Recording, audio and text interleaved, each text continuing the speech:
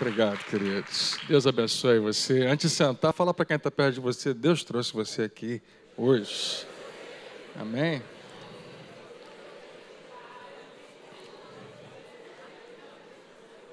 Graças a Deus.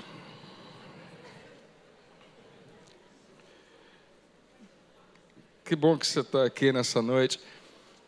E para mim é uma alegria imensa. Essa igreja aqui me abençoa demais toda vez que eu venho. E não apenas, estar com pessoas que muitas eu conheço já há algum tempo, outras que eu tenho conhecido e aprendido a amar e estar perto.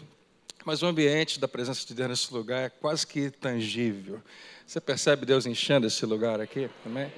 Então, eu sou muito, muito abençoado. Lá na minha igreja eu também sou muito abençoado, mas eu acho que eu vou aproveitar que o pastor Hélio não está aqui, acho que eu vou tomar essa aqui também para a gente. Na verdade, nós temos sido tão abençoados também lá, e eu dou graças a Deus por isso. Para quem não me conhece, meu nome é André, eu sou pastor da Igreja de Nova Vida lá em Jacarepaguá. Sou casado com a Rafaela, tenho 2 filhos, Davi e Rebeca. A Rafaela queria estar aqui hoje e não pôde, mas ela manda aquele beijo para todo mundo e ela adora estar aqui também no nosso meio. É muito bom. Eu não sei se você sabe, mas eu sou sobrinho do pastor Elinho. Aliás, eu não sei, mas eu acho que ele só é quem ele é porque ele entrou para essa família. É a impressão que eu tenho. Não sei. O pastor Hélio é casado com a Deise, que é minha tia, e eu estava perguntando para a Isabela, que está aqui, a filha deles, se ela lembra no episódio que aconteceu no aniversário dela de 15 anos. Claro que ela vai lembrar, embora tenha sido aniversário dela. Alguém estava naquela festa de 15 anos da Isabela? Naquela festa, aconteceu um negócio interessante. Meu filho, Davi, tinha 2 anos de idade. E ele estava correndo para lá e para cá na festa. A festa foi numa casa de festas onde tinha uma piscina. E essa piscina não era muito grande, mas era profunda. Ela estava, obviamente, interditada, estava tudo escuro no lugar da piscina. E existia lá, tinha água na piscina, estava bem cheia. E estava até bem suja, com a parte de baixo lá. Eles não se preocuparam muito com aquilo, porque era no canto da casa lá. E eu me lembro direitinho de sentar próximo ali da piscina. E a festa acontecer, e de vez em quando, fala, filho, toma cuidado, você está correndo. Pode acontecer alguma coisa. A criança com 2 anos não quer ouvir nada, né? Que o pai está falando. Eu acho que ele nem entendia direito. Não, filho, não corre. 2 ou 3 anos de idade, correndo. Cuidado, né? Aquele negócio todo preocupado. Minha mãe, então, desespero por causa da piscina. E, de repente, a gente só ouve aquele barulho. Esse aí mesmo. Davi correndo, a piscina tinha um degrau, ele de costa ele bateu e foi para o fundo da piscina. E eu não lembro se você estava lá, não sei se você lembra o que aconteceu, mas eu fiquei olhando e observando quando ele conseguiu devagarzinho levantar as mãos e subir até a borda da piscina na água assim e levantar o rosto desesperado com o olho arregalado. Quando ele fez isso, eu apontei para ele e eu disse, não falei? Eu disse para você. E aí ele caiu de novo. Foi até o fundo da piscina. E as pessoas estavam me alertando. Eu falei, calma. E ele deu um salto, levantou de novo a cabeça. Eu falei, você agora aprenda com essa lição. E descubra um jeito de sair daí. Você que se meteu. Eu vou voltar para a festa porque já vão servir o camarão agora. Então eu vou ficar por aqui. Não, se você estava lá ou não, mesmo que você não estivesse lá, você não acredita que isso aconteceu. O que aconteceu foi que em menos de 1 segundo eu estava dentro d'água. Com a roupa completamente nova. Tudo novo. Calça, camisa e sapato. Até aquele momento novo. A partir dali, arruinado para sempre. Pulei dentro da água, sem menor cerimônia, não tinha muita opção. Peguei meu filho, levantei, tirei da piscina, a gente preparou, não morava muito longe, então alguém foi buscar roupa, a gente lá mesmo na casa tomou um banho e colocamos. Claro que não passa pela sua cabeça nem por 1 segundo que eu seria capaz de fazer isso com meu filho, apesar dele.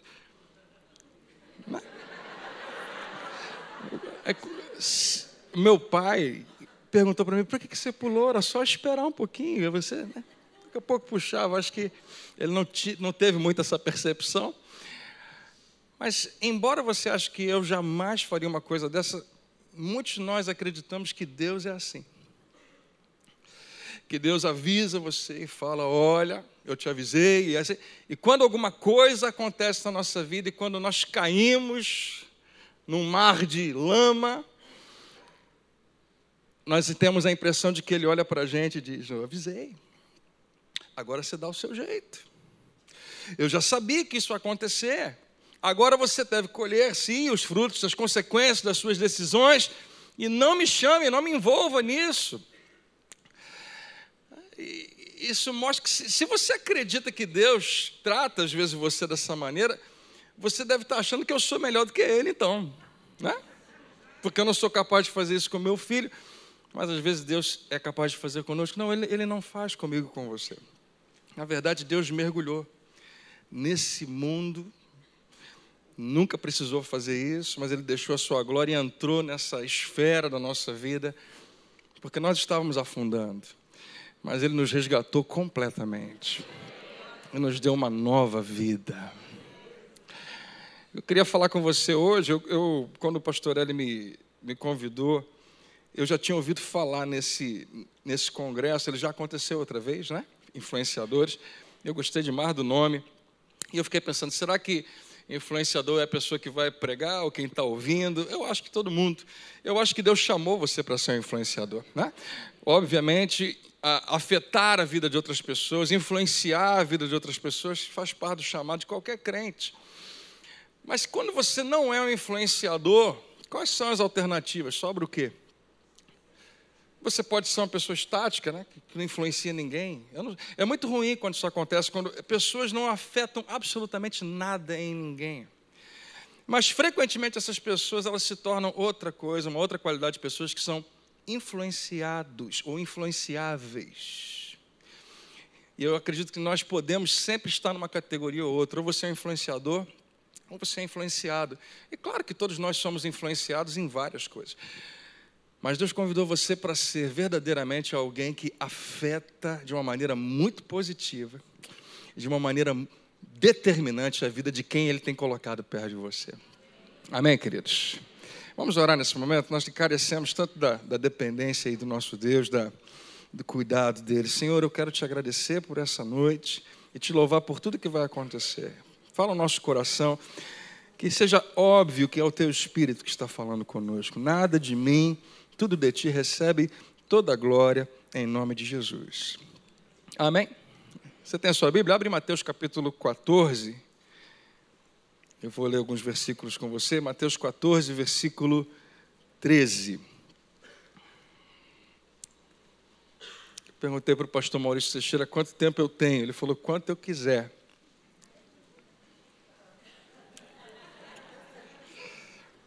Vamos ver. Qual o contexto aqui desse texto que a gente vai ler? João Batista, primo de Jesus, é uma pessoa extremamente importante no reino e naquela missão. E, claro, tinha uma ligação familiar, de uma amizade com Cristo. Ele morre de uma maneira horrível. Você conhece a história. E aí a notícia chega para Jesus. Então, no versículo 13 diz assim, ouvindo o que havia ocorrido, Jesus retirou-se de barco em particular para um lugar deserto. De vez em quando Jesus ficava em lugares desertos, a Bíblia fala. Era aquele momento onde ele estava se preparando ou descansando para o que viesse depois. Você percebeu que é difícil você ver Jesus orando por alguém? Ele, de vez em quando, faz isso. Mas é porque ele vivia uma vida de oração. Ele estava sempre preparado para ministrar. Ele tinha esses momentos. Mas agora ele está, humanamente falando, com seu espírito conduído, sofrido, porque alguém da sua família, alguém muito querido, morreu. E ele tem sentimentos, Jesus sabe. E ele tem essa decisão, eu vou me afastar um pouquinho, eu vou ficar um pouco quieto. Mas olha o que acontece, as multidões, ao ouvirem falar disso, saíram das cidades e o seguiram a pé. Quando Jesus saiu do barco e viu tão grande multidão, teve compaixão deles e curou os seus doentes. Diga, curou. Quem eram esses doentes? Quem eram essas pessoas que Jesus curou? Veja aí também em Mateus capítulo 4, no versículo 23. Se você for rapidinho, eu já vou começar a ler. Mateus 4, 23. Jesus foi por toda a Galileia ensinando nas sinagogas deles, pregando as boas novas do reino e curando todas as enfermidades e doenças entre o povo. Notícias sobre ele se espalharam por toda a Síria, e o povo lhe trouxe todos os que sofriam de vários males e tormentos, endemoniados, loucos e paralíticos, e ele os curou. A gente às vezes lê esse versículo muito rápido, e você percebeu algumas coisas que tem aqui? Está dizendo que a notícia dele, a Bíblia fala de que a notícia de Jesus, a fama dele corria com uma velocidade tão grande entre as pessoas, que as multidões se tornavam cada vez maiores. E aqui está dizendo que por toda a Síria, que era uma coisa muito grande, era muita gente. Eu não sei quantas dessas pessoas, mas possivelmente muitas vieram trazendo os seus doentes. Aqui está dizendo, tormentos, endemoniados, loucos, paralíticos. E ele os curou. Curou essas pessoas. E nós não sabemos quem são essas pessoas, mas quantos creem que isso aqui realmente aconteceu? Eu queria falar um pouco dessas pessoas. O tema dessa noite, o que eu queria falar com você é amor desperdiçado. É quando a gente pega amor e joga fora. Quando a gente, ao invés de focar o nos concentrarmos em amar pessoas que realmente merecem ser amadas, às vezes nós jogamos amor fora. Claro que se eu vou conseguir fazer você entender, eu espero até o final. Quantos aqui são casados? Diga amém. Acho que você vai entender o que eu vou falar agora. Existem algumas palavras que no relacionamento do casamento a gente nunca deve falar. E essas palavras são, frequentemente, elas aparecem nas nossas discussões familiares. Essas são palavras, por exemplo, como nunca, ou então sempre, né? Você sempre faz isso. Você nunca faz isso. Você sempre esquece aquilo. Você nunca isso e você sempre aquilo. Por que a gente não deve falar essas palavras, não apenas no relacionamento conjugal? Eu não sei, né, se eu desse o microfone para algumas pessoas aqui, você ia dizer, pastor, meu marido sempre esquece a toalha em cima da cama, a toalha molhada, né? A minha esposa sempre pega o tubo de pasta de dente e aperta no meio dele, eu não entendo isso, né? Sempre e sempre. Não, e quando alguém erra com você, mais uma vez você fala, você sempre faz isso. Ou quando não fez alguma coisa, você nunca faz aquilo. Quando a gente fala essas palavras no relacionamento, a gente está trazendo para o presente o passado daquela pessoa. Todas as vezes que ela errou, todas as vezes que ela cometeu alguma falha, a gente traz para cá. E nós estamos determinando ali, chegando à conclusão que elas sempre serão assim, que sempre vai acontecer daquele jeito. Que pode ser que de vez em quando até você faça diferente, mas a minha expectativa é que você continue fazendo como sempre fez. E isso não me deixa nem um pouco feliz, mas eu tenho que aguentar. Você sempre é assim, você nunca faz aquilo. Nos nossos relacionamentos, e você sabe, a Bíblia fala sobre isso, nós não devemos nunca projetar nas pessoas uma expectativa que é baseada no desempenho do passado delas. Porque as pessoas mudam. Alguém diz amém? Amém. Existem hábitos que você já deixou para trás? Quantos aqui pode dizer amém? As pessoas podem mudar. E mudam. Até pessoas que até ontem eram de um jeito podem ter pedido perdão a Deus essa noite, mudado completamente. É possível que isso aconteça. Mas nós às vezes fazemos isso. Nós pegamos o passado das pessoas, porque eu sei o que você fez, eu sei o que você falou, eu sei como é que você agiu, e nós jogamos às vezes em cima dessas pessoas. E a gente acaba presumindo que é assim que elas vão funcionar no futuro. Meu convite para você, não faça isso. Descubra se sendo dirigido pelo Espírito Santo, né? De não ser assim. Eu não estou dizendo para você se permitir ser enganado por ninguém, não é nada disso. Mas a Bíblia diz em 1 Coríntios 13 que o amor tudo sofre, tudo crê, tudo espera, tudo suporta. Essa é uma representação do amor ágape, o amor que Deus quer que eu e você tenhamos, o amor que não fica buscando condições para amar. Todo casamento deveria ser assim, todos os relacionamentos deveriam ser assim. Imagina se fossem, né? Como é que as coisas aconteceriam. A gente sabe muitas vezes do passado que aconteceu na vida de alguém que a gente conhece e a gente traz de volta. Agora, deixa eu olhar para o outro lado da moeda. E se a gente soubesse o futuro? E se as pessoas com as quais nós convivemos fosse aberto para nós o que elas vão ser, o que elas vão fazer? Aí a coisa ia ser muito pior. Se eu e você pudéssemos prever o futuro, estava todo mundo lascado. Se eu soubesse o seu futuro, se Deus abrisse para mim, eu soubesse o que você vai fazer, o que você não vai fazer, e você chegasse para mim no final do culto e falar: pastor André, tudo bem, boa noite. Eu ia olhar para uma cara feia para você e dizer: boa noite, coisa nenhuma. O que foi, pastor? Eu fiz alguma coisa? Não, você não fez. Mas em 2024, você vai pisar na bola feio, vai estragar tudo, vai destruir isso, vai destruir aquilo todo, vai ser... Não venha falar comigo não, porque eu já sei quem você vai ser, eu já sei o que vai acontecer. Imagina se a gente tivesse essa capacidade, né? De já saber, e não tenha dúvida, nós vamos sim falhar no nosso futuro. E se nós tivéssemos esse poder de enxergar, nós sim julgaríamos e trataríamos as pessoas com base nisso. Se eu já sei que você vai fazer algo errado amanhã, eu tenho duas opções: eu posso tentar mudar isso em você, ajudar você a sair disso, ou eu posso simplesmente decidir que você é assim. Mas e Deus? Eu sou capaz de julgar as pessoas pelo desempenho passado, pelo que elas já fizeram. E muitas vezes eu decido se alguém merece ou não merece alguma coisa. Às vezes você não precisa nada, às vezes você só não vai com a cara da pessoa, já percebeu? Né? Você não tem muito motivo. Por que você não sei? Não foi com a cara da pessoa. Existe alguma coisa além disso, mas a gente toma certas decisões porque a gente tem dentro da gente alguns parâmetros. Mas e Deus?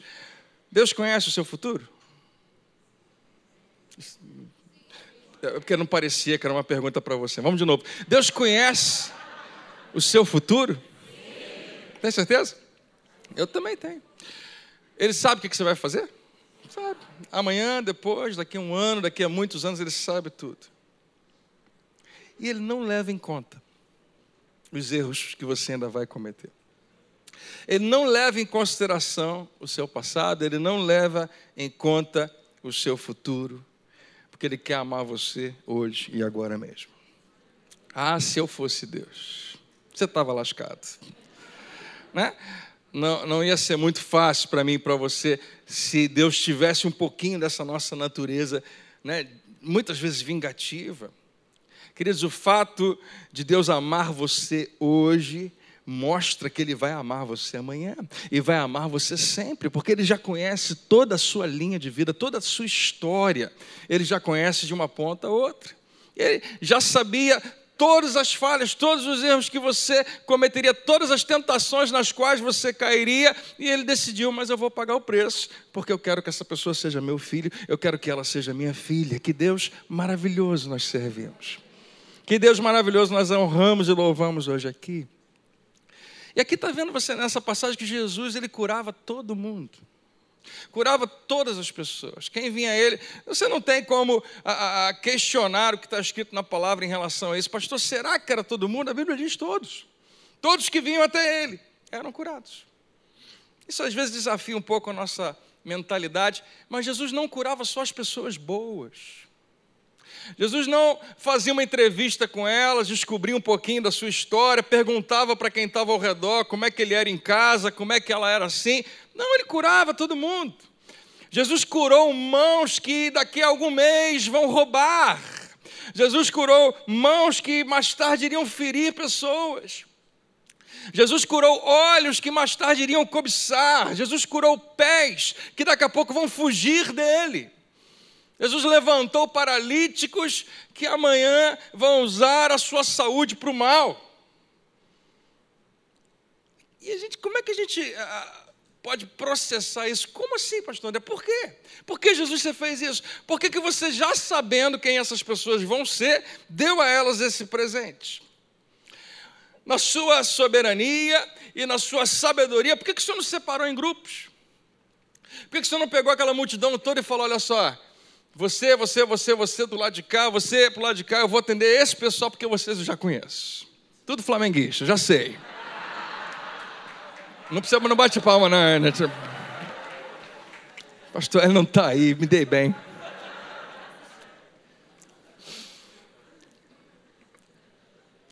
Jesus poderia ter feito assim, né?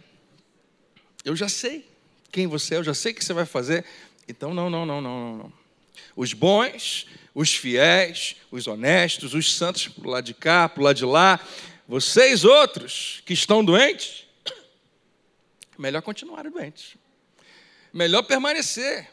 Tomara até que essa doença leve você até o final.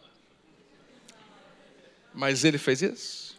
Não, ele curou a todos. Potencialmente pessoas boas, potencialmente pessoas más. Ah, se eu fosse Deus, se fosse você. Você quer ser curado? Quero, Jesus. Estou com uma dor na coluna.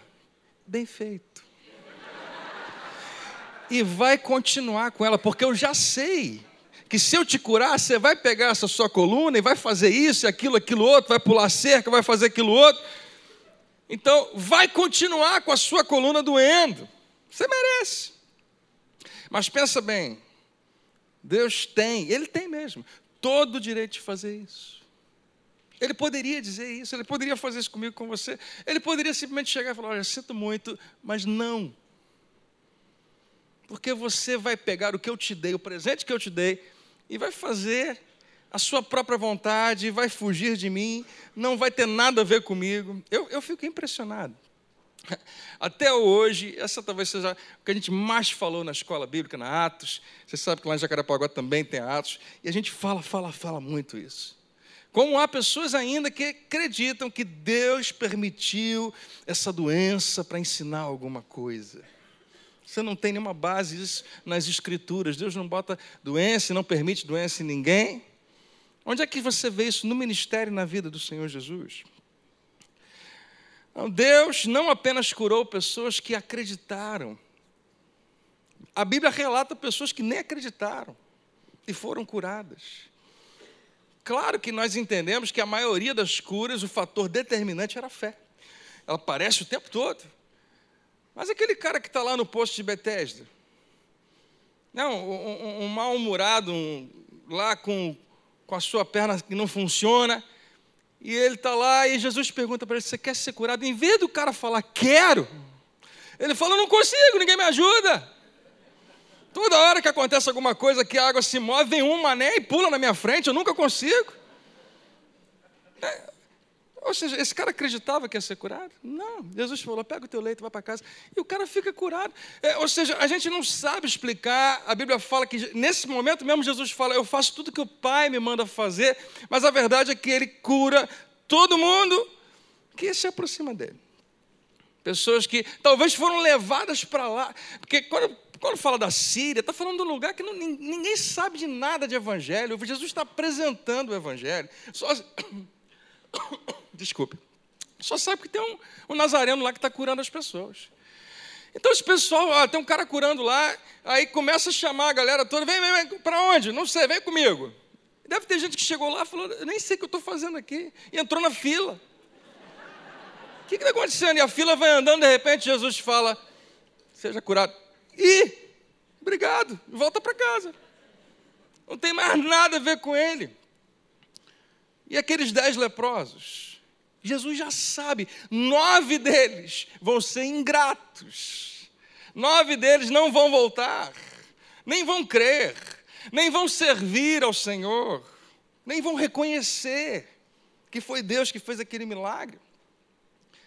Vem 10, Jesus precisa decidir se curar 10 leprosos vale a pena. Se vale a pena o seu investimento de tempo, se vale a pena o depósito da Assunção. Será que ele não deveria ter curado só aquele cara que voltou para agradecer? Esse merece, né? Esse cara potencialmente é alguém que pode servi-lo, que pode segui-lo. Mas não, todos são curados. Só um volta. Jesus podia perguntar, e ele pergunta, né? Cadê os outros 9? O cara fala, não sei. Jesus podia falar assim, fala para eles que a lepra vai voltar lá. avisa lá que o negócio vai ficar ruim para eles. Alguns vão dizer que só esse que foi salvo. Queridos, nesse encontro de Jesus com 10 leprosos, 90% do seu público o rejeitou. Rejeitou Jesus. Receberam a sua cura e foram embora. Se Jesus é um homem de negócios, alguém ia dizer que ele era um péssimo administrador, que ele vai falir, porque ele não está realmente depositando, não está gerindo propriamente seu tempo, a sua energia com quem interessa. Tem pessoas que simplesmente não vão ajudá-lo em nada, não vão trazer nada de volta para ele. E a minha pergunta é, será que Jesus não está aqui desperdiçando seu poder? Jesus, por que você está curando essa gente?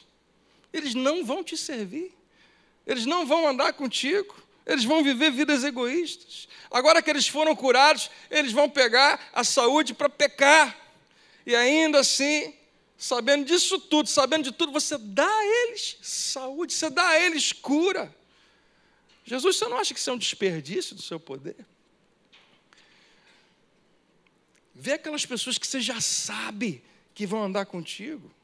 E, queridos, o que eu estou falando, humanamente falando, faz sentido. Você vai ver que no ministério de Jesus existe uma ênfase na cura. Mas ele também cura muitos que não demonstram uma postura de fé. Ele cura os malvados, ele cura os egoístas, ele serve as pessoas. Existe uma passagem famosa, aliás, é legal você abrir lá também, em João capítulo 11, da ressurreição de Lázaro. Você lembra o que acontece? Em João capítulo 11, versículo 35, dizem que é o versículo o menor versículo da Bíblia. O que está escrito lá? Isso aí todo mundo sabe, né? Agora, quem sabe qual é o maior versículo da Bíblia? Ana Paula sabe. Então vai lá, Ana Paula, fala para mim, Esther 8:9, de ponta. Não sabe? Nenhuma palavra, né? Porque quando são só duas é fácil. Jesus chorou. Moleza. Tem gente que pega esse versículo e não sabe o que fazer com ele. Jesus chorou. Por que ele chorou? Você lembra do contexto? Jesus, as irmãs dele, irmãs de Lázaro, Marta e Maria, manda chamar Jesus. Fala para ele que aquele a quem ele ama. Olha que legal, né? É uma ótima maneira de você convencer Jesus para vir rápido. Aquele a quem você ama está doente. E Jesus ouviu aquilo e ficou mais tempo lá. Não é Jesus sendo egoísta, não é Jesus sendo indiferente, não, ele o ama verdadeiramente. E você vai descobrir que esse atraso é importante para a revelação do amor de Jesus. A gente não entende às vezes o tempo de Deus, mas deixa eu te falar, sempre Ele tem o melhor para você, sempre. E o melhor tempo é o tempo dele para causar o maior impacto possível na sua vida. Mas aí Jesus chega e Lázaro morreu. E as irmãs dele estão chorando, porque Lázaro morreu e Jesus não apareceu. E no dia seguinte ele não apareceu, no outro dia ele não apareceu. 4 dias depois Jesus aparece. Existia uma crença, existia uma ideia de que até 3 dias, talvez um milagre acontecesse aqui, e talvez o morto ressuscitasse. Eu vou ter que pegar uma balinha aqui, senão a água não vai resolver não, deixa eu ver.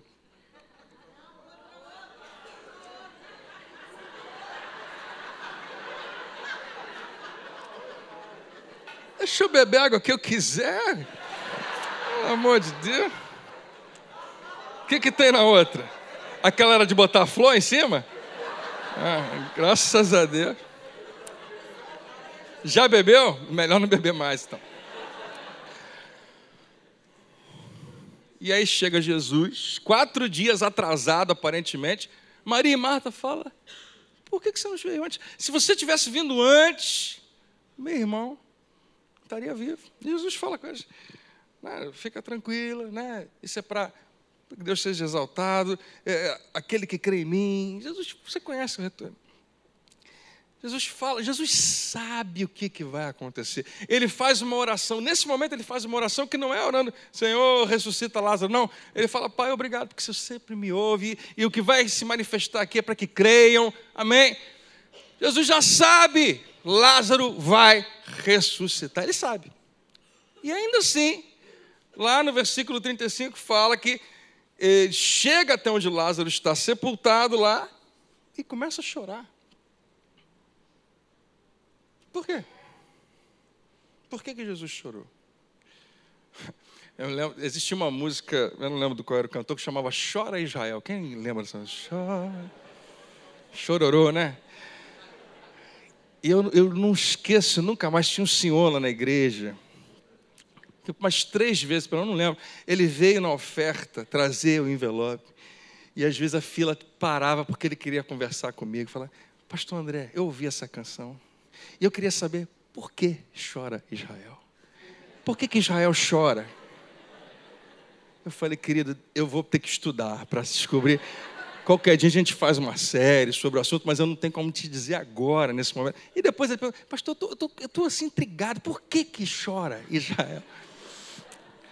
Depois a gente vai te saber. Mas essa pergunta me fez lembrar isso, mas é uma pergunta muito, muito coerente, muito importante. Para pensar, Jesus já sabe que vai ressuscitar Lázaro.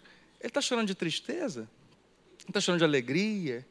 Ele está chorando porque ele não conteve as emoções? O que está acontecendo? Você consegue enxergar que o que está acontecendo aqui tem uma relevância? A Bíblia não ia deixar isso aqui por acaso.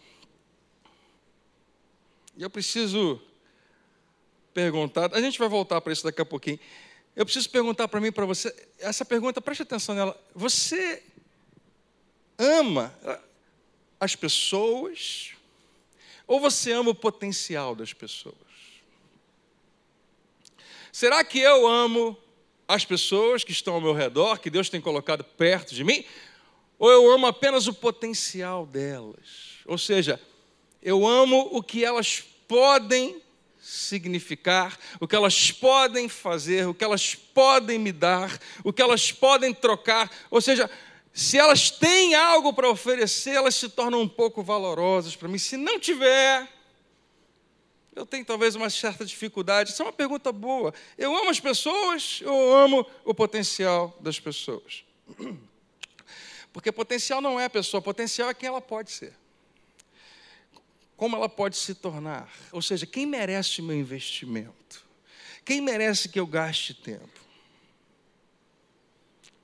Cuidado para isso não se tornar o seu estilo de vida.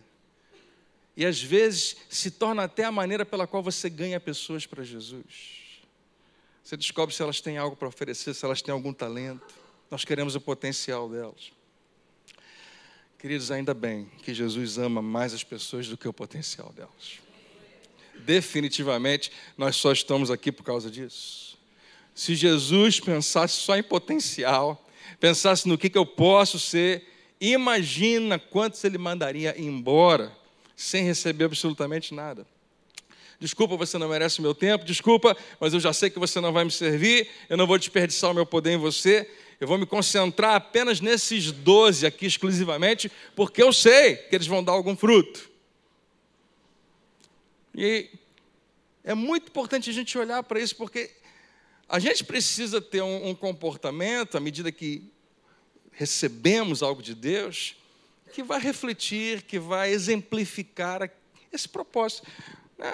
Você já entendeu que a caminhada cristã é uma caminhada de crescimento para nos tornarmos cada vez mais parecidos com Jesus, amém, queridos? É muito importante a gente entender isso, porque senão a gente corre o risco de frequentar a igreja, gostar muito das mensagens e nunca sermos transformados. Mas Deus quer que você verdadeiramente mude e se pareça mais com Jesus, com Deus. Eu acho legal que Paulo fala em Efésios 5:1, sede, pois, imitadores de Deus, como filhos amados. Sim, a maneira como você vê Ele agindo, em amor, em fidelidade, em integridade, em honestidade, que seja a maneira como você vai fazer também, seja a maneira como você vai imitar. Mas voltando àquele capítulo, por que Jesus chorou? Eu mencionei para você 1 Coríntios 13, que fala desse amor incondicional, algumas pessoas pensam, e eu já ouvi isso tantas vezes, hoje eu não ouço tanto, fala, pastor André, esse negócio de 1 Coríntios 13 não funciona para a gente, isso é Deus só que consegue amar desse jeito. Aquele amor ali é um amor impossível, né? É um amor que só Deus tem, eu não consigo ter. Se você ler lá as virtudes envolvidas naquele amor, é muita coisa. Como é que pode amar desse jeito? Eu queria corrigir isso para você, se você um dia acreditou nisso. Eu penso, amor ágape não é meramente o amor que Deus tem. A Bíblia nem diz que Ele tem, Ele é amor. Né? Mas é um amor que se origina em Deus, que é gerado através dEle. A Bíblia fala que, lá em Ezequiel, que você perdeu um coração e ganhou outro. Esse coração que você ganhou é capaz de amar com esse amor ágape. É uma decisão que você precisa tomar, é uma escolha que você precisa fazer. Mas é um amor que se origina em Deus. 1 Coríntios 13 é um capítulo que fala sobre como Deus ama. E você não pode fugir do fato de que Ele quer que você ame da mesma maneira. E você nem vai conseguir amar propriamente se você não entender primeiro como é que Ele ama. Você lembra que eu comecei falando para você?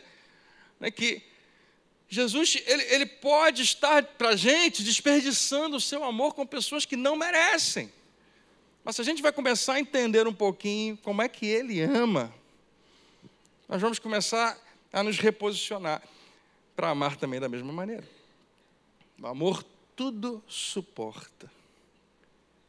Tem coisa mais desumana do que isso? Meu Deus, suportar tudo. Não é possível. Mas entenda, o que isso significa? Significa que não desiste, que tolera qualquer coisa. Tudo crê. Nunca perde a fé, sempre confia. O amor ágape, o amor incondicional de Deus, é um amor que jamais desiste. Nunca deixa de confiar, sempre é esperançoso. Ou seja, acredita que pode ser diferente. Sabe por que Jesus chorou ali com Marta e Maria, mesmo sabendo que Lázaro seria ressurreto? Você sabe por que Jesus curava pessoas que não mereciam nem um pouquinho, nem da sua atenção, nem do seu tempo, muito menos do seu poder? Porque Ele tem essa qualidade de amor. É isso mesmo. O que eu vim falar para você não é nada novo, você já sabe, mas é bom que a gente preste atenção nisso. Por causa do seu amor. E pessoas, e circunstâncias, e aparências não podem mudar o amor de Deus. Ninguém consegue. Deus nunca desiste. Você já parou para pensar nisso? Você já parou para pensar? Eu sei da minha vida. Se você acha que você é um cara ou uma pessoa, né, que Deus já era para ter desistido há muito tempo de você, que Ele já deveria ter perdido completamente a paciência com você, eu prometo que eu ganho de você. Com certeza. Né? Eu fico pensando, como que Deus pode usar alguém assim? Mas eu acho que é a mesma coisa que Paulo falava. Né? Mesmo nós sendo egoístas, mesmo nós sendo infiéis, mesmo muitas vezes caindo, falhando, Ele é fiel até o final. Querido, você sabe por que Jesus chora? Eu vou responder para você agora, porque apesar de saber o futuro, apesar de saber o que vai acontecer, a dor do presente é real. Nós não podemos esquecer isso. E o seu amor, olha o tamanho do amor dele, o leva a chorar com aqueles que choram. Ele já sabe o que vai acontecer? Sabe. Mas ele não vai pegar Marta e Maria e falar, fica tranquila, eu vou resolver tudo agora. Não, ela sabe que a dor delas é real, e ele senta um pouquinho com elas e participa daquele momento. Para que curar pessoas ruins, Jesus? Deus não desperdiça o seu amor com essas pessoas? Não, queridos, não há nenhum desperdício. Absolutamente. Deus não desperdiça nada. Não, ele é muito bom nessa questão. Ele não faz nada que seja incoerente com o seu caráter. Deus é fiel, Ele tem um propósito. Tudo que Ele faz nunca é um acidente. mas ele sabe muito bem o que está fazendo. Jesus chorou intencionalmente, ele não é dirigido nem tomado por emoções, mas ele também se emociona. Ele curou os egoístas, indignos, intencionalmente, para demonstrar esse amor que nunca acaba, que é um amor infalível de Deus. Eu ainda fico impressionado com pessoas que decidiram, eu vou seguir a Jesus, mas ainda assim questionam o seu amor e o seu desejo de lhes fazer bem.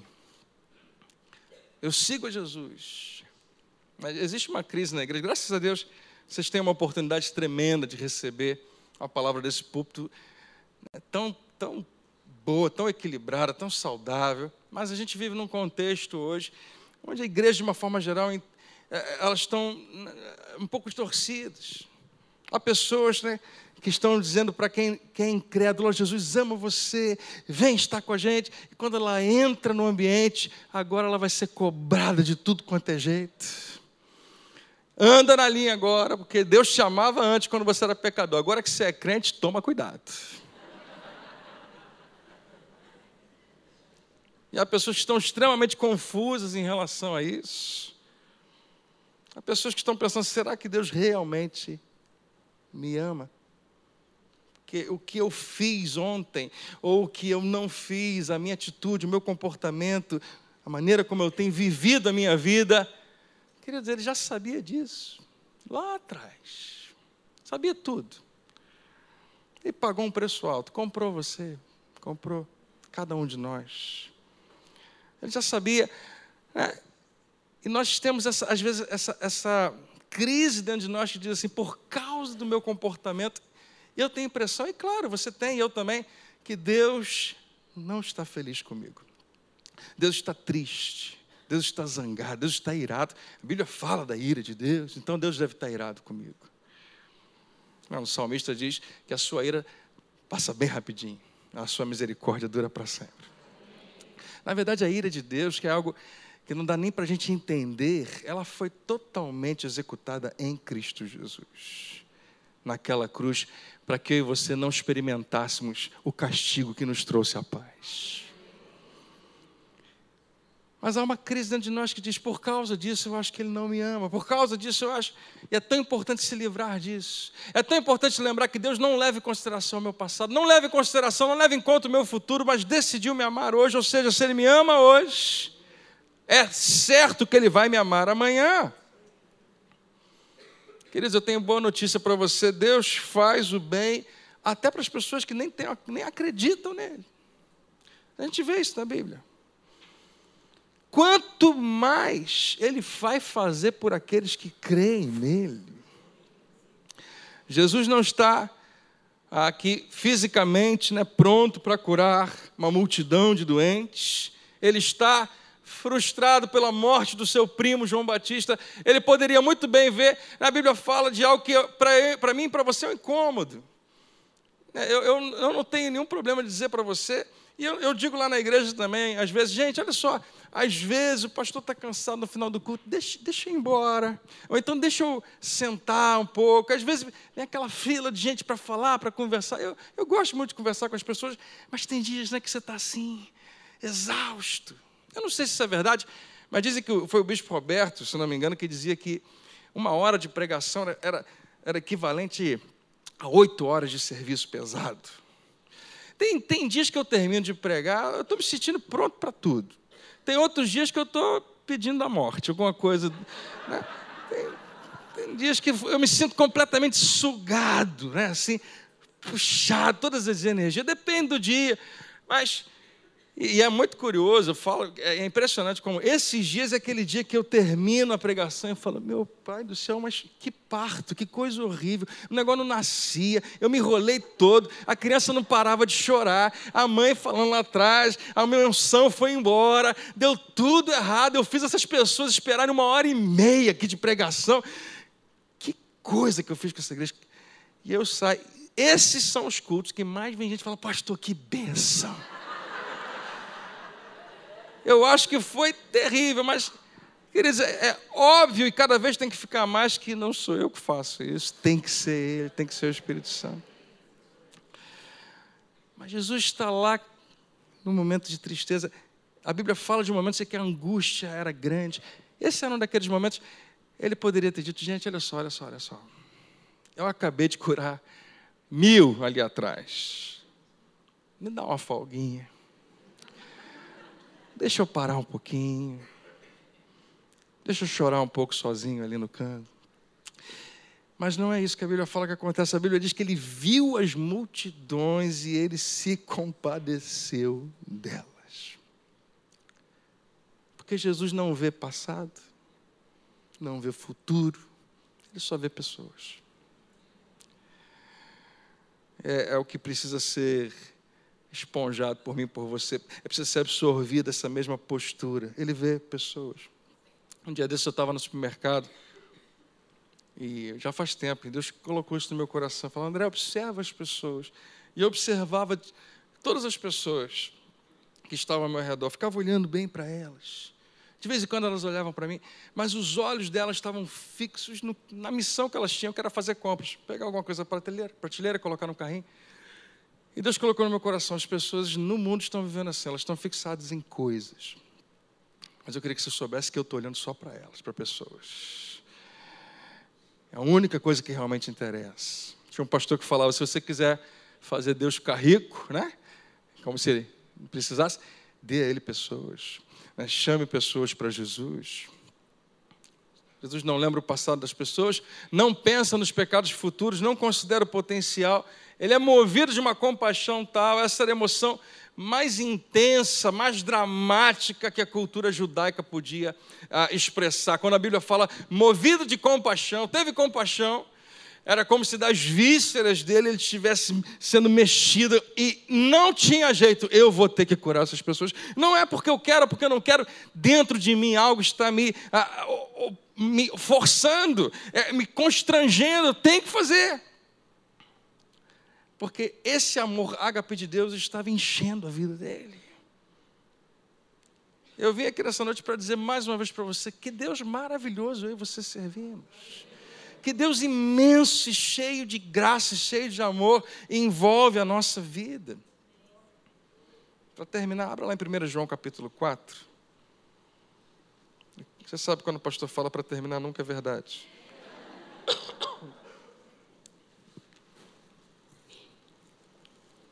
1 João 4, 9.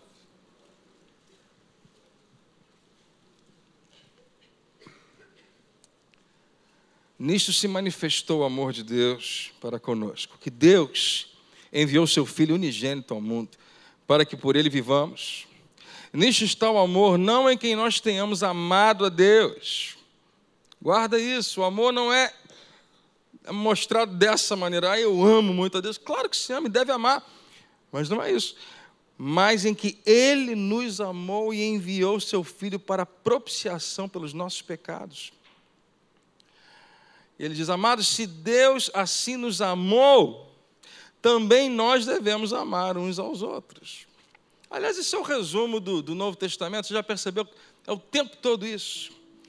Paulo escreve uma carta para a igreja, dos Romanos, dos Coríntios, dos Gálatas, e ele escreve lá, gente, é pela fé, é pela graça, não é por obras, não é pelo que você faz, não é pelo seu comportamento, não é quem você é, quem Ele é, não é o que você fez, é o que Ele fez na cruz, não é o tempo todo. Aí chega em algum momento no meio, para o final, algum lugar, Paulo fala assim, agora que vocês entenderam que Ele derramou isso sobre vocês, deixa fluir, faz alguma coisa com esse amor. Tem uma atitude tal que revela isso. Você vai ver isso o tempo todo. Esse versículo está resumindo. Esse é o amor que Ele nos amou. Então, amados, se Ele te amou assim, nós também devemos amar uns aos outros. Nós estamos contaminados por essa mentalidade de investir só onde a gente vê potencial, onde se percebe potencial. Eu lembro de uma pastora que passando por um sem-teto, um mendigo deu a ele um dinheiro, e alguém disse, você não deveria fazer isso. Existe esse discurso, existe um debate, né? Não, essa pessoa vai aproveitar isso de maneira errada, essa pessoa pode pegar isso e usar para drogas, e você pode estar fazendo a manutenção da mesma coisa, ela vai continuar sempre precisando pedir. É verdade, a Bíblia diz que quem não trabalha não deve comer.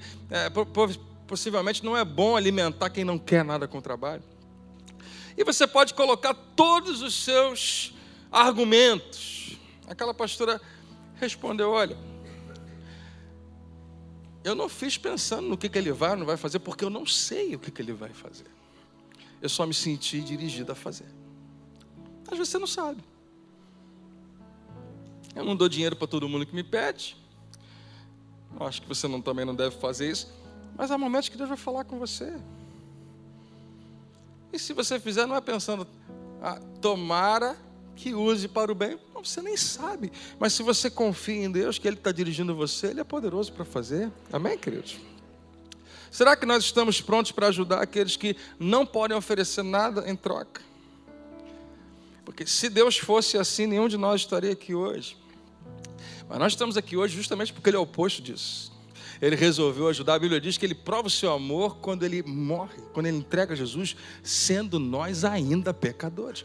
Não é depois que você foi aperfeiçoado, não é depois que você ficou legal, agora eu já sei que eu posso te salvar. Não, não, não. Sendo nós ainda pecadores. Um exemplo interessante é que, de vez em quando, eu lembro que eu era pastor de jovens lá na Igreja de Bom Sucesso.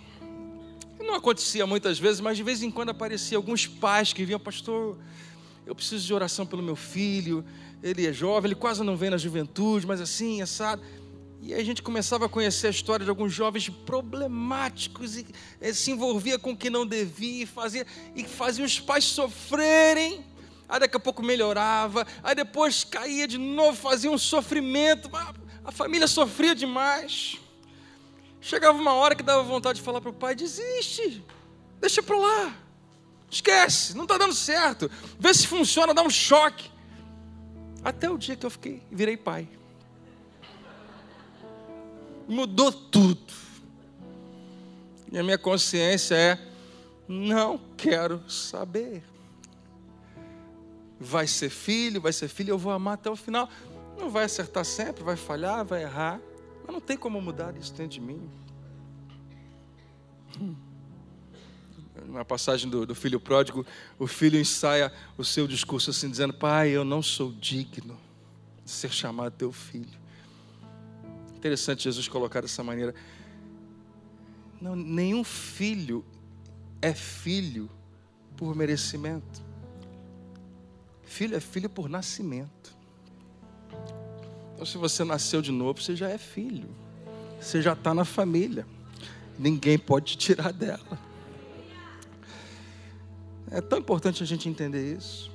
O amor de Deus é um amor doido, a gente não entende. Não dá para entender como é que Ele derrama tanto amor, como aparentemente Ele está desperdiçando amor, porque não está desperdiçando nada, mas é esse amor que se alegra com os que se alegram, que chora com os que choram. Está em Romanos 12, 15. É esse presente que Ele nos dá. Esse versículo de Romanos 12, 15, se alegrar com os que se alegram, chorar com os que choram, fala da qualidade desse amor. Há momentos em que nós precisamos encontrar as pessoas onde elas estão, no momento que elas estão vivendo. Não falar do passado, não projetar para o futuro, simplesmente estar com elas onde elas estão. Alegrar com os que se alegram significa ver a vitória das pessoas e celebrar junto com elas, ao invés de ficar pensando, por que não aconteceu comigo? Por que eu não tenho isso? Mas se tem alguém chorando, você pode sentar do lado dela, confortá-la. Não resuma o seu discurso, não queira resolver o problema dizendo, vai ficar bom, vai melhorar, tudo vai dar certo. Ótimo, mas agora está doendo. Eu não lembro quantas vezes eu já fui, né, em sepultamentos, onde algumas pessoas já falando coisas impróprias para quem estava chorando, sofrendo. Não existe o que falar em um momento como esse, a dor é real. Eu tenho o hábito de simplesmente dizer, eu estou aqui, eu sento do lado, não falo nada. A não ser que a pessoa pergunte alguma coisa, mas eu queria que ela soubesse que eu estou ali, chorando junto com ela. Porque eu acredito demais que era o que Jesus estava fazendo. Tudo suporta, tudo crê. Ore pela pessoa, ajude, espere o melhor. Seja um companheiro. O amor de Deus funciona, queridos. Vou ficar de pé. Vou ler para você uma história.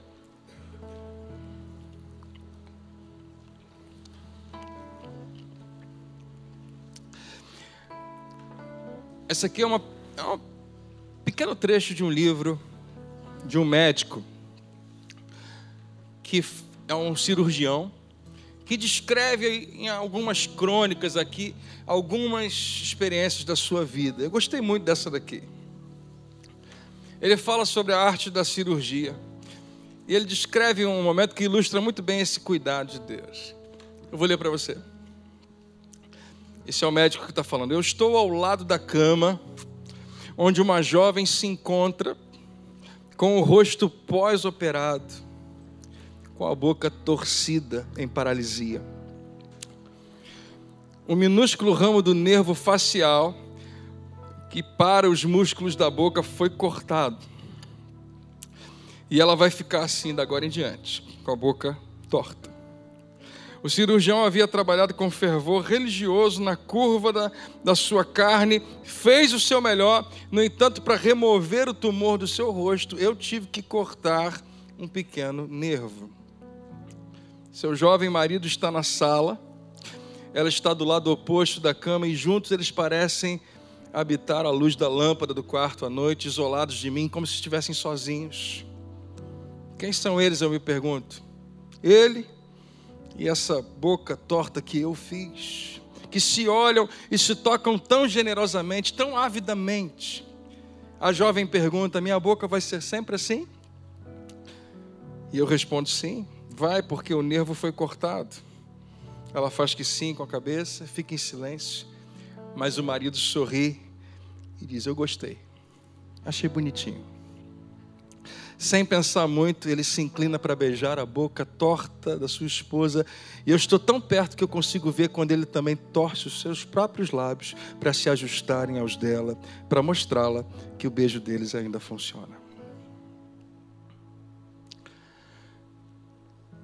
Esse marido mostra para mim, e eu oro nessa noite para que no meio de tanta dor, no meio das falhas, de fraquezas, dos pecados da nossa humanidade, das pessoas que estão ao nosso redor, que as nossas vidas mostrem que o amor de Deus ainda funciona, que ele é possível de se encaixar e se adequar.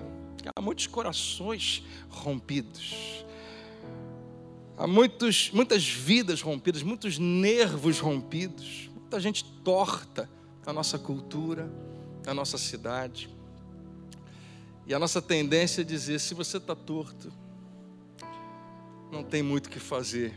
Eu oro para que o nosso evangelho seja um que diz: ei, Deus aceita você, Deus ama você, o amor dele ainda funciona, ele te recebe, ele te dá boas-vindas com um beijo. Venha, seja você quem for. Queridos, primeiro precisa haver uma revelação e uma percepção de que você é amado desse jeito. Você já ouviu na igreja, você já falou na igreja que você é um filho de Deus? Quantos sabem que são filhos de Deus? Só que nós temos a impressão de que isso é uma metáfora. Não é. Você é literalmente filho dele. A Bíblia diz que todos quantos o receberam, deu-lhes o poder de serem feitos filhos de Deus. Se você disse: pastor, mas é espiritual. Sim, é muito mais do que real. É espiritual, é absurdamente real, é a realidade de quem você é. Você precisa ter essa percepção de que você é amado com esse imenso amor, que você está verdadeiramente afundando nesse amor, mergulhado nele, para que aí então você possa deixar esse fogo desse amor que incendiou você, ir para as ruas junto com você e tocar em outras pessoas. Um amor que ama as pessoas não apenas pelo potencial delas, um amor que não fica olhando para o passado, mas que suporta, que acredita, que é incondicional, que diz: você pode até abusar do meu amor, mas ainda assim eu vou continuar te amando. Esse amor é invencível. Já parou para pensar nisso? Já teve pessoas que odiavam você, você diz: mas ainda assim eu vou te amar. Quem ganhou? Não tem como. A pessoa pode te odiar quanto for, se você decidir que vai amar, você nunca perde. Mas há muitas pessoas que ainda não o conhecem. Tudo que elas sabem sobre o amor de Deus está escondido sobre um fardo pesadíssimo de legalismo, de religião. E as pessoas estão pensando: será que eu vou ficar assim para sempre? Torto. Você vai carregar marcas do seu passado. O pecado pode ter deixado você um pouco torto, mas não se preocupe, o amor dele ainda funciona. Amém? Vamos dar as mãos, vamos orar juntos? Como tu és bom, Senhor. Amém. Senhor, eu queria tanto te pedir que nessa noite, profeticamente, o Novo Testamento se materializasse, a nova aliança. Ajuda-nos, Senhor, a aceitar, a receber o perdão e o amor que vem de Ti.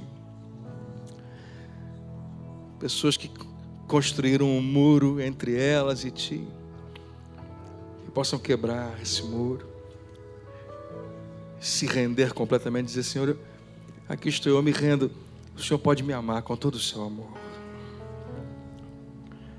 Como a ovelha daquele bom pastor, que foi encontrada e podia fugir, mas ela se rendeu. Como o filho que volta para casa tendo caído em si, lembra da generosidade, da bondade do seu pai, diz: se ele me tratar como um servo, está ótimo, mas é impossível. Quem é filho é filho. Ajuda-nos a enxergar, Senhor, esse amor tão grande, tão incondicional na nossa vida.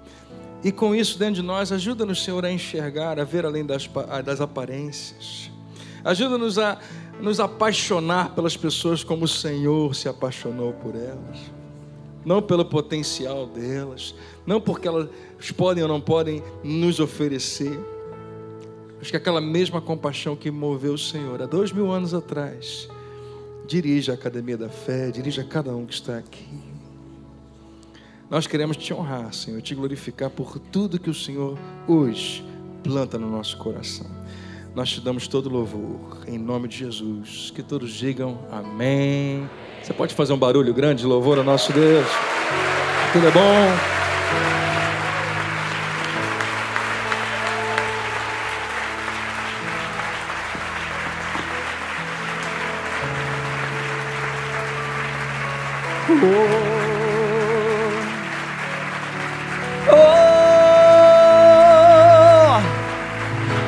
Aleluia, aleluia, que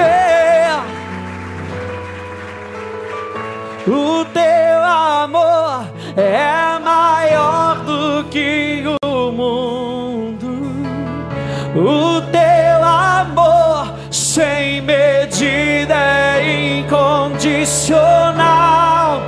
Do céu desceu, como o homem se tornou, se entregou só por me amar. O teu amor é maior do que o mundo, o teu amor sem medida é incondicional. Do céu desceu, como o homem se tornou, se entregou só por me amar.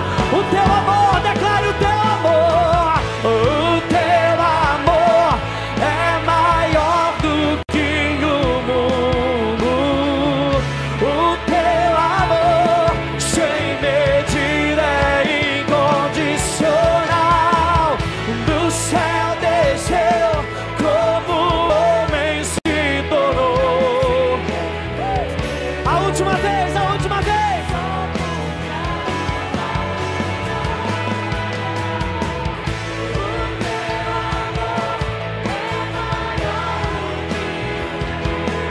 Imparável, o teu amor sem medida é incondicional.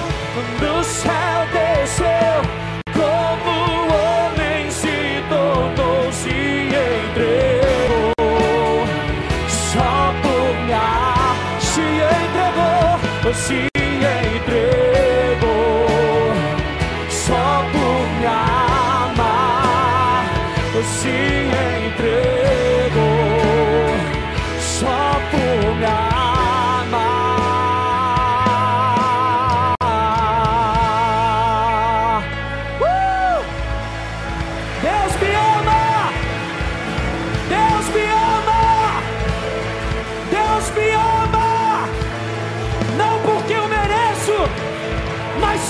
somente porque Ele me ama. Ei! Aleluia! Aleluia! Aleluia! Você tem que sair daqui com teu coração pegando fogo, porque não importa o que aconteça, Deus te ama, Deus te ama, Deus te ama. E é assim que nós influenciamos o mundo, sabendo que Ele nos ama, e da mesma forma como Ele nos amou, nós amamos as outras pessoas. Quem está comigo? Vira para o irmão que está do teu lado e diga: amanhã tem mais. 7h30 da noite, a gente está junto. Que Deus te abençoe. Tenha uma excelente noite. Vá e seja um influenciador ainda hoje. Deus te abençoe, uma boa noite. Para você que nos acompanha pela internet, amanhã a gente está de volta 19h30. Se você quiser rever esse culto, daqui a pouco vai estar disponível para você. Deus te abençoe e tenha uma excelente noite.